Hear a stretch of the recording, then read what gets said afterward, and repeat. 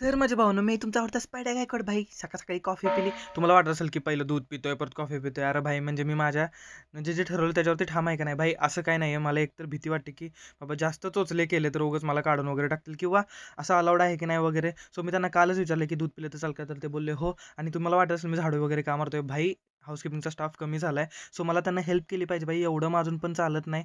आणि काय प्रश्न भाई, माझं काम आहे सगळ्यांवरती लक्ष वगैरे ठेवणं आणि त्यांना हेल्प करणं, आपला स्टाफ आहे. सो हेल्प केली. दुपारच्या जेवणामध्ये हे सगळं होतं. भाई परत म्हणजे गेस वगैरे चालू झाले आणि मी ना माझी आज रूम नीट लावली. कारण की म्हणजे सामान सगळं अस्तव्यस्त पडलेलं.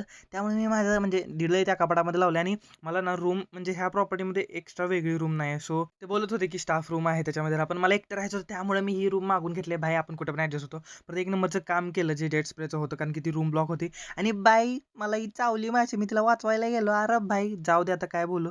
ज्याचं करावं भलं तीच म्हणतं माझं खरं, आणि हे बघा कसले चाळे चालले. अरे लय डेंजर विषय आहे आपला.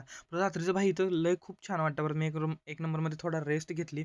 ही कॅश आहे ना, ती मला म्हणजे गेस्टनी दिली होती. ती मला जमा केली म्हणजे मी नीट ठेवली. आणि भाई रात्री असं चरत असतो आम्ही काही ना काहीतरी.